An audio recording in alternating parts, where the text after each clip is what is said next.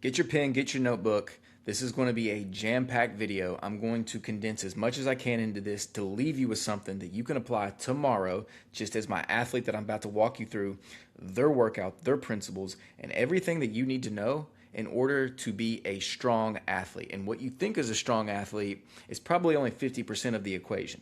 I'm going to bring over the other 50% of the equation as we go through this video, okay? So pause, get your pen, get your notebook, get your legal pad like I have here.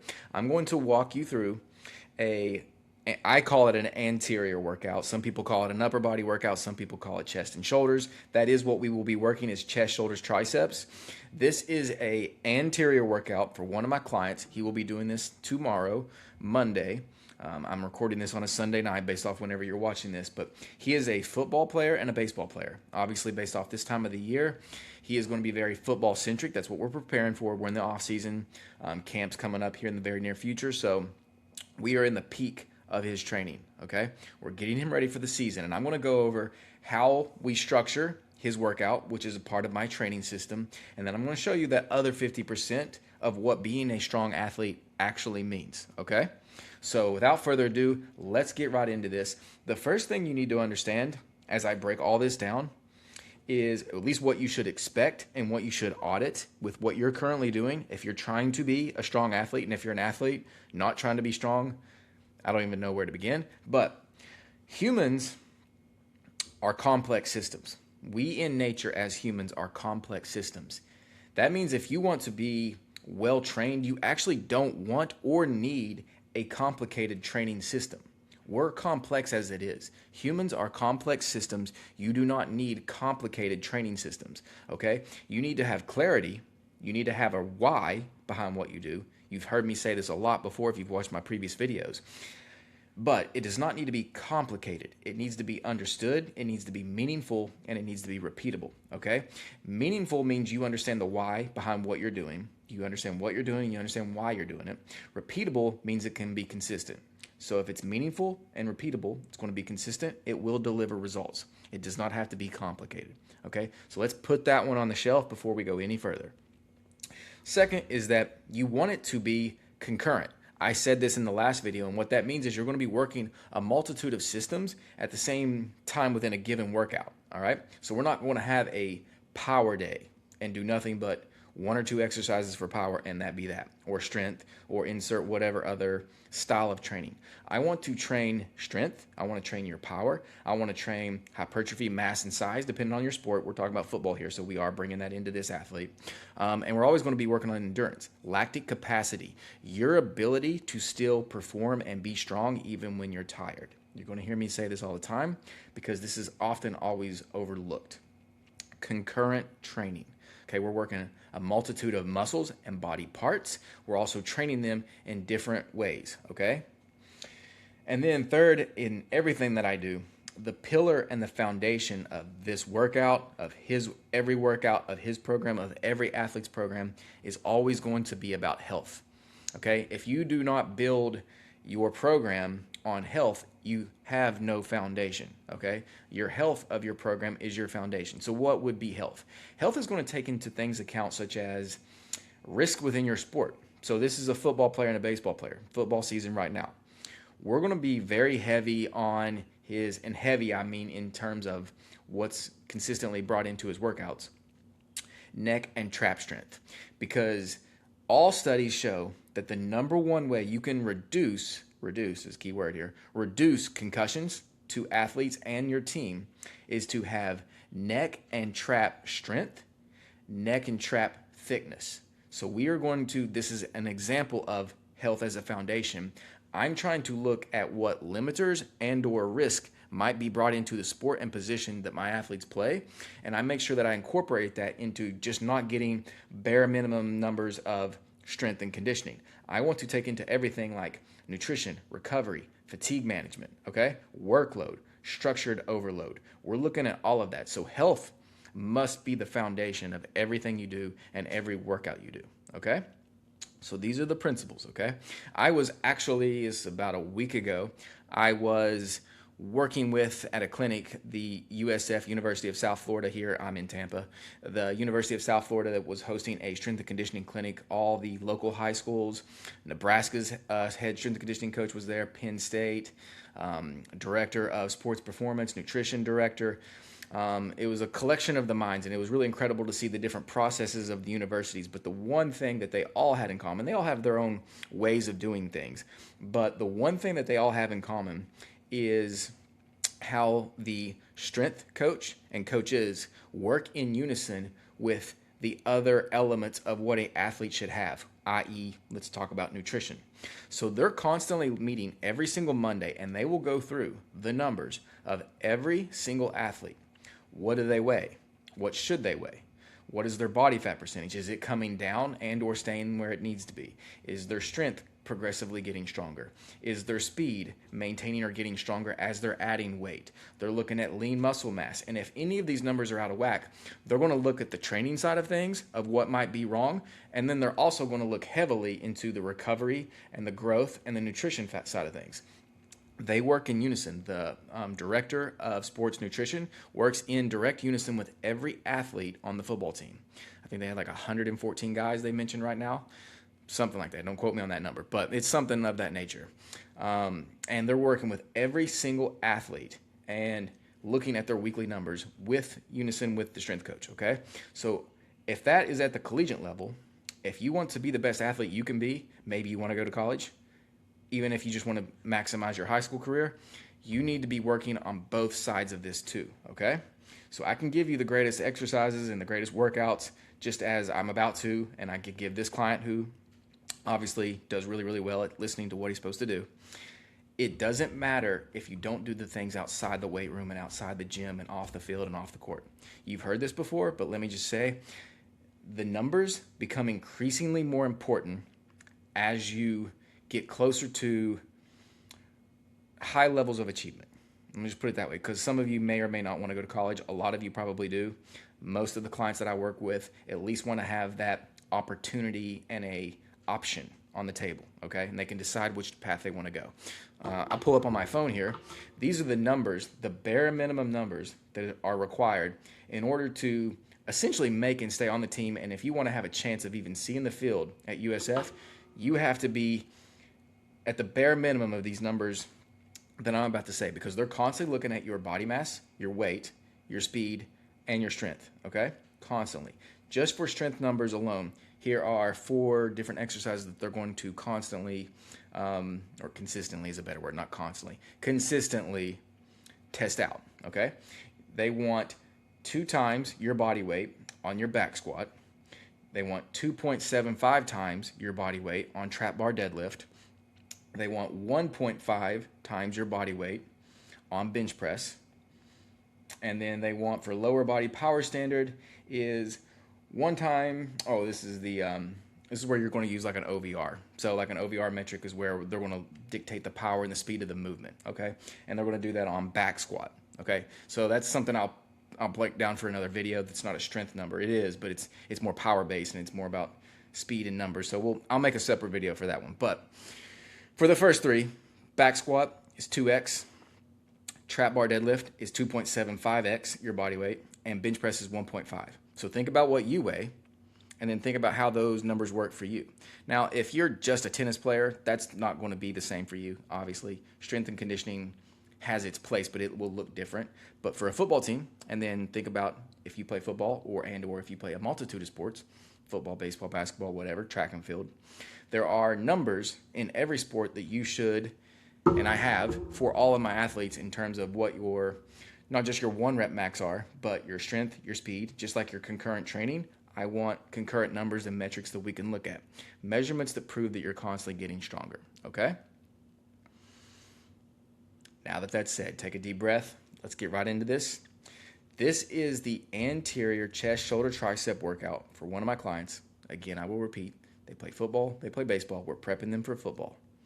I always start every workout strength focused while you're fresh, while the muscles are fresh. Now, I do have a warm-up that I have all of my athletes follow through. So let's assume that they've already done that. The first real movement, the first active movement, is going to be 5 sets of 5 of a dumbbell I call it a dumbbell A press. You're basically doing a dumbbell bench press, but I want to tuck your elbows slightly in and put your hands at more of a 45-degree angle as you come down and press up. It almost looks like an A when you're at the top. It takes a little bit of out of your shoulder hinge. It just puts a little bit more on your front deltoid and your chest. Rhyme and reason for that later. But that is the first strength move that I'm going to have him do. 5 sets of 5. After he's very, very warmed up, the blood's flowing, he's good to go. 5 sets of 5 dumbbell A press. Then we're moving to power cleans. Power cleans are 3 sets of 6. Write this down, 3 sets of 6, because you could do this. You could do a version of this tomorrow, depending on what your level of conditioning is. I am not your doctor, and I also don't know where you're currently at in a conditioning standpoint, so act at your own discretion, of course. 3 sets of 6, but we're doing 80% of his 1 rep max. So a power clean, 3 sets of 6. We've moved into the power section of the workout. So we did strength 5 by 5. Now we're doing power, 3 sets of 6, 80% of a 1 rep max. After he's completed that, with that, there's a lot of rest time between that. I'm putting a lot of focus into those movements. We're not doing any other thing while he is working through each one of those exercises. Then we're moving into hang cleans. Hang cleans, which are different than power cleans. Power cleans coming from the floor. Hang cleans coming from the waist, slightly below the waist. 3 sets of 12 hang cleans. Superset, meaning immediately into a dumbbell upright row, elbows high. So some people call it a high row. I like using dumbbells because it gives you a little bit more mobility. It doesn't keep the movement so stiff within your shoulders. Also generally allows you to bring your elbows higher and works more into your trap. So 3 sets of 12 on the hang cleans, superset immediately into 3 sets of 12 dumbbell upright rows. Then we're doing another superset after you've completed that. Farmer's walk with a trap bar. He's going to be doing 40 yards because he has the gym to do so. If you don't have 40 yards, then you just go 20 steps one way and 20 steps back. It's not exactly probably 40 yards for you, but it's close enough. Put you in the ballpark. And he's going to superset that, or you're going to superset that, with trap bar shrugs, 3 sets of 20, using the same weight. So before he drops the bar, immediately, once he gets to position of 40 yards, 20 reps, and or just max reps. He will probably not get to 20 reps, okay, with that weight. So that is 3 sets of those, 3 sets of 40 yards, supersetted with 3 sets of essentially max reps with the shrugs. Trap bar, deadlift, trap bar shrugs, trap bar farmer's walk. Final exercise, heavy weighted dips. I love heavy weighted dips. It is a tricep. I try to make this for him specifically, and with a lot of athletes, tricep specific. It will touch a little chest, but it's pretty much dominated with your triceps. Your triceps being weak will limit you in your other push movements. So you do need to train triceps. You just don't need an entire arm day, okay? You need to learn how to incorporate your triceps and your biceps strategically into your upper body movements without making an entire day of just beach muscles, okay? So having triceps, you do need to have exercises that isolate your triceps to support you having a stronger bench or overhead press, as an example. Biceps, stronger they are, allow you to lift more weight or do heavier pull-ups, heavier weighted pulls, heavier weighted rows. Bicep and tricep strength matters, okay? We just don't make an entire workout of it. So finishing here after the key lifts are done, we're finishing with heavy dumbbell weighted tricep dips, 5 sets of 8. And that is the workout. So let me run through that one more time. I'll try to speak slow. 5 sets of 5. This is the strength portion. Going to do dumbbell A press. Hands, it's a bench press with your hands at 45 degrees. Then we move into the power section. Power cleans, 3 sets of 6. 80%, using 80% of your 1 rep max. Whatever that weight is, you have to find that out for yourself. I have the weight for him. Then we move into the next transition of the workout, which is a hang clean, 3 sets of 12, superset with dumbbell upright rows, dumbbells not barbell, also 3 sets of 12. Supersetting those immediately together. Then in another pair, separate from that, we're doing a farmer's walk using a trap bar, 3 times 40 yards, superset with, while he's still holding the weight before he drops it, we're going to max out reps of the trap bar, doing trap bar shrugs, okay? Again, remember I said we wanted to put, for him specifically, we're putting a lot of focus into his neck and trap strength and thickness, okay? That's one of the many pillars of health that we're focusing on with him, okay? The last thing that I'm going to end this entire, because that was the first 50%. That's being an actual strong athlete. That's the raw numbers of strength that you commonly will know. I'm going to give you the back end 50%. And I'm going to leave you with more of a tidbit of something that I'll continue to say, because I could make this video very long if I wanted to, with just this back end 50%. And that is, a strong athlete, to be a strong athlete, you have to be a great leader. Okay? If you're just strong, like numerically strong, you are a limited athlete. You might have the potential to be great, but you're limited. Okay? You will not exceed or reach your potential on the court, on the field, on the course, whatever it is that you do, whatever sports that you play, or even in life. You'll never reach your potential until you become a great leader. And if you're watching this, you might be inspired to be a vocal leader, and that's cool. That's great, like if you channel that correctly. But most of you, especially as a high school athlete, you haven't found your voice yet. And you don't really need to. You need to focus more on leading by an example, okay? Leading by the characteristics of the character traits that make you. That's your identity, okay? You need to focus on being a complete athlete. So you don't want to be a strong athlete, you want to be a complete athlete. And to be a complete athlete and a truly strong athlete, you have to be a great leader, okay? Now, without that just being a broad one-liner, I'm going to give you another context of what a great leader is, okay? The difference between a little boy and a great leader is, not only is it your ability to be strong in terms of the amount of pressure you can apply onto something, onto others, it's also your ability to withstand pressure. So a great leader can apply pressure, that's the obvious, but you can also withstand pressure. Okay, so I just said little boy. A little boy, and I'm just using this as context, you could be a 30-year-old little boy. That's not age given. It's your behavior and your actions.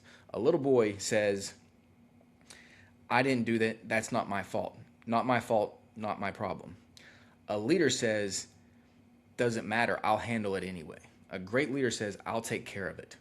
Okay, a great leader recognizes that they're not the problem, but they handle it anyway. This is something that all of you could do. All of you could choose to be this way and create this mindset. It's wasn't my fault, but it is my problem, and I'm going to handle it anyway. I'll take care of it anyway. Okay? So among the many characteristics that could make you a great leader, because you must be a great leader in order to be a complete athlete, this would be the first pillar, or second. You can number it however you want. This is a pillar in which, if you want to be a complete athlete and you want to be a great leader, is learning how to take responsibility, whether it was your fault or not, and you just handle the situation. Those around you will see this, and then this creates the culture around you that we all do our job, and then we also do whatever is required. What do? I do whatever is required. That's not my fault. I'll handle it anyway. Like when you start to have this type of self-talk, this is infectious and positively infectious, okay? And this will be contagious within the locker room. It'll be contagious within everyone around you. And this is the first step. I like to say it's the first step. This is the first step of becoming a great leader. You can't lead people where you're not going. And this is a great direction in which you should aim to go, okay? So a strong athlete and a complete athlete are a great leader. And a great leader is someone who handles whatever's in front of them, whether it was their fault or not. It is their problem, and they will take it on. I'll take care of it. I'll handle it. Okay? So I'm going to leave you with that, because that's the 50% that you're going to have to figure out. And like and subscribe, because I'm going to break this down more and more. And I'm not just going to break this down. I'm going to give more and more nuggets around this in order to give you that completion, okay, that you're looking for. I hope you apply this. I know it will serve you well. Like and subscribe to the channel. More great things to come. Take care and God bless.